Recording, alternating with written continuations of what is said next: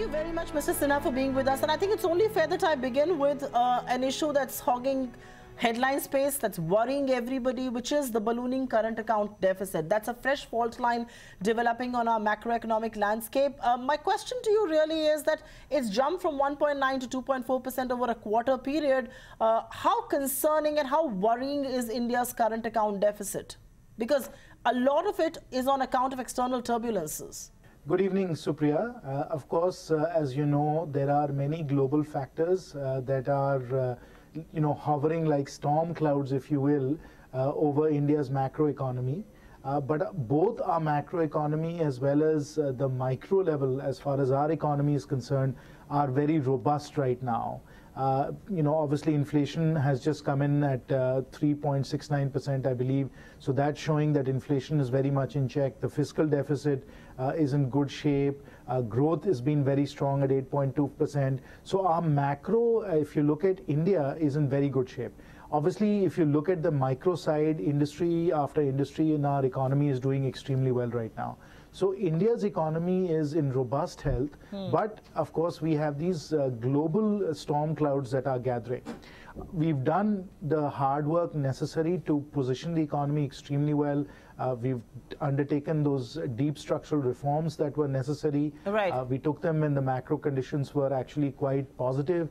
As they always say, fix the roof when the sun is shining. We've done that. And so we are therefore well positioned as far as this new set of risks on the horizon are concerned.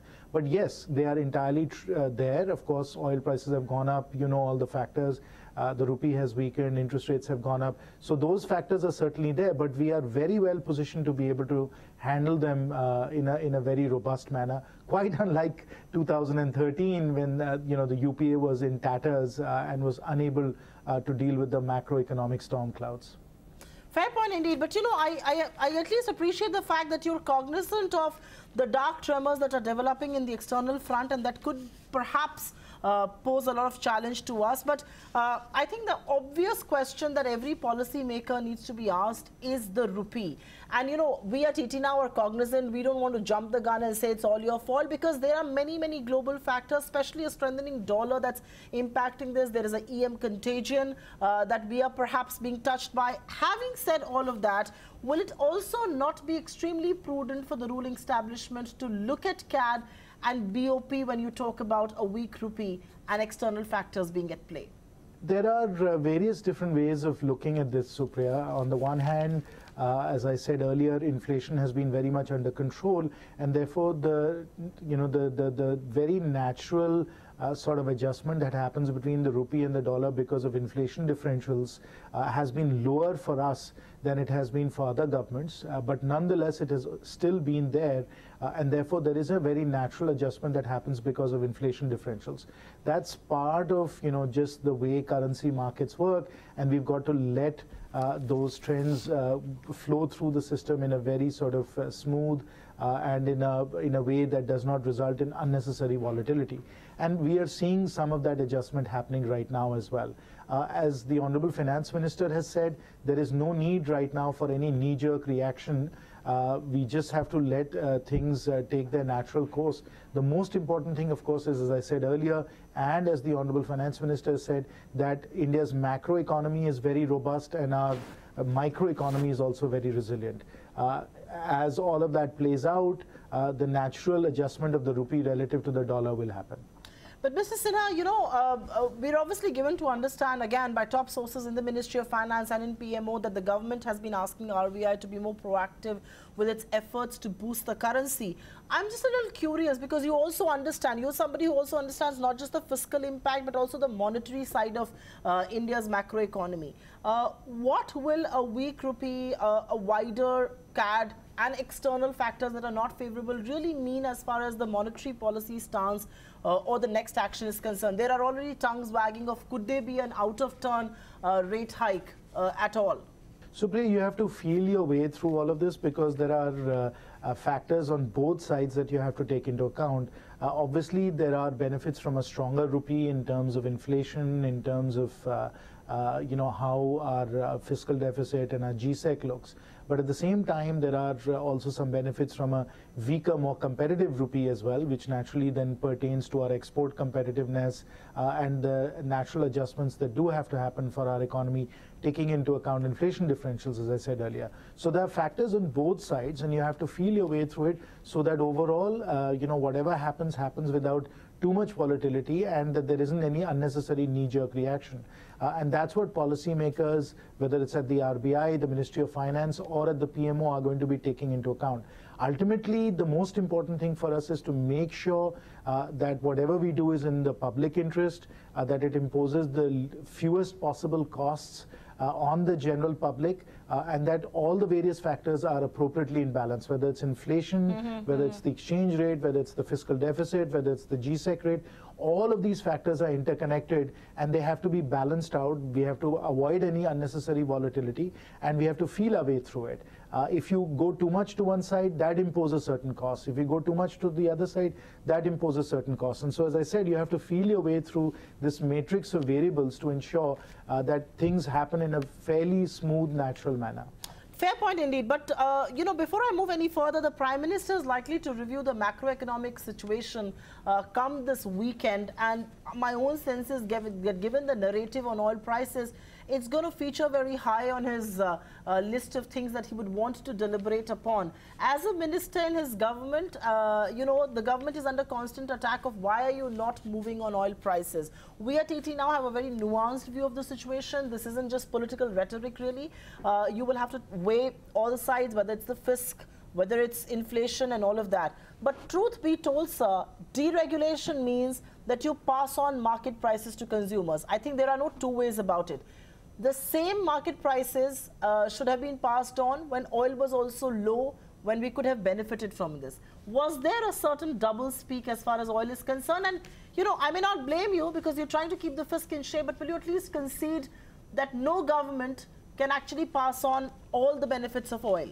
Supriya, you are exactly right that you have to take all of these factors into account. Obviously, what we want to do with respect to the fiscal deficit is bring it down to a point where we've achieved the macroeconomic stability that we have right now. And obviously, the enhanced revenue collection that we get from, the taxation on oil has helped us do a tremendous amount of infrastructure build out, as well as put in place some very important social programs. So there is a benefit to the taxation policy that we followed. Obviously, we've let prices go through, but it is the tax part that is a legitimate policy objective that we followed. And of course, there can be a debate on both sides as to whether you should have reduced the taxes, but then you might have paid a higher price with respect to more of a fiscal deficit, a weaker rupee, higher GSEC rates, and the inability to put through social programs and infrastructure build out.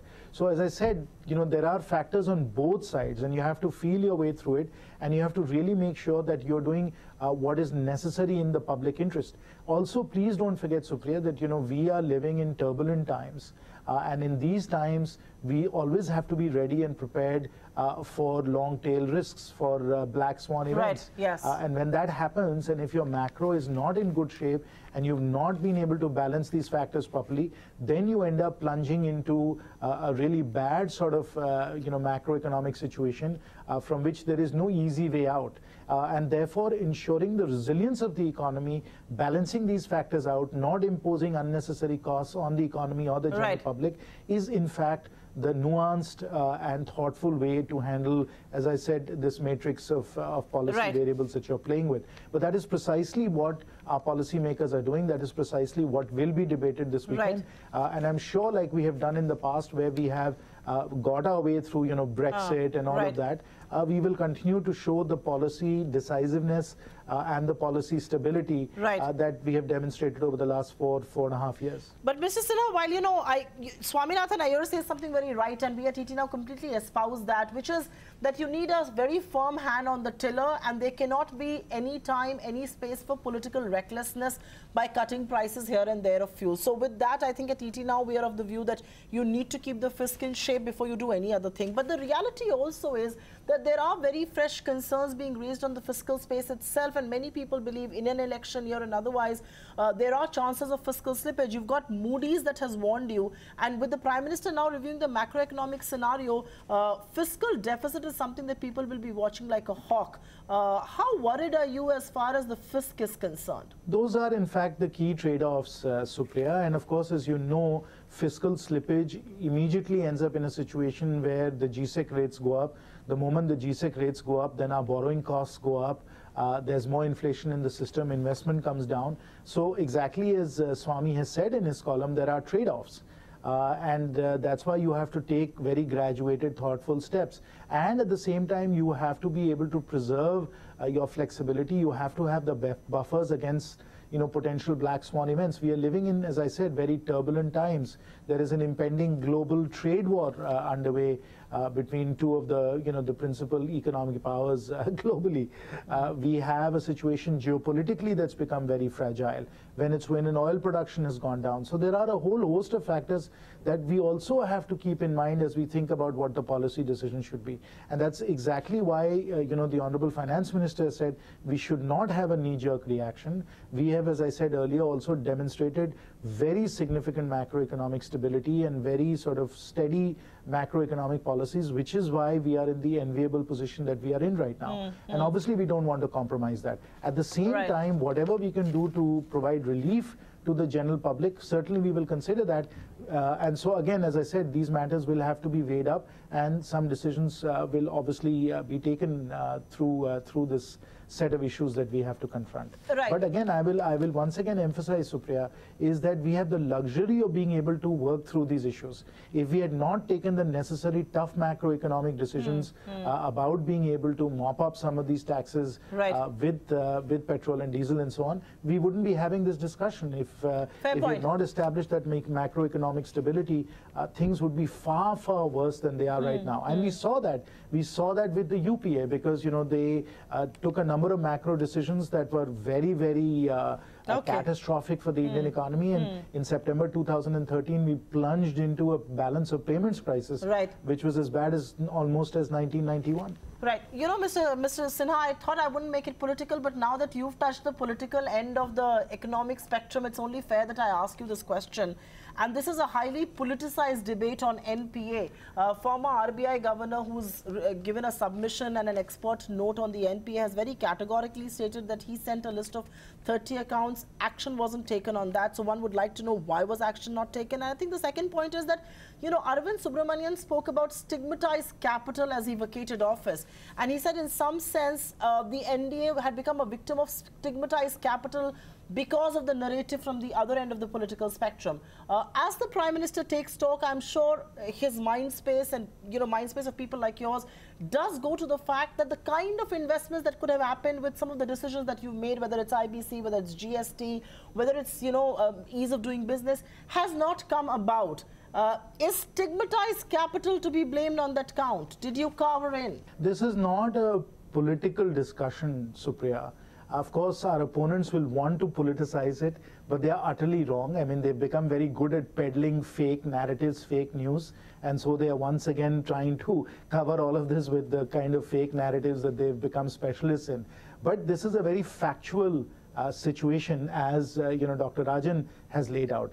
The factual situation is that these loans, the loans that have become NPAs, were made, the vast majority of them, during the UPA time.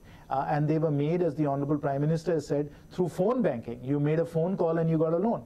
That's basically the way it worked. And of course, when we inherited the economy in 2014 and we saw the terrible mess that it was in, not just because of the macro, but because what had happened because of these NPAs, the policy paralysis that we saw, all of those factors were quite clear and abundantly obvious, not just to experts, but to the people of this country, which is why we got the electoral outcome that we did. So all of that was actually fairly clear. It's a very factual point. And of course, what we've tried to do, Supriya, and this is a very important point you need to understand, which is the way we have tried to address the NPA issue, is in a very rule-based, policy-driven manner. We've tried to take all the discretion out of the system, all the phone banking and everything else is shut down. I was at the Pune conclave with the Honorable Prime Minister when he said we're going to shut all of this down. There are going to be no phone calls. Everything is going to be done in a rule-based way.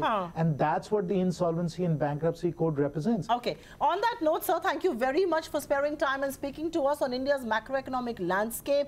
There are fresh concerns around the current account deficit. I think the reassuring fact is that the government believes that there are, and it will have to act swiftly to take some of that into account. The Prime Minister, of course, meets this weekend to take a review of the macroeconomic situation. Let's hope that some of those external turbulences do pipe down and our macroeconomy stays fundamentally strong. Thank you very, very much, Jayant Sinha, for being with us. Okay, we take a quick breather on the show right now. Thank you very much for being with us. Up next is Top 10 at 10.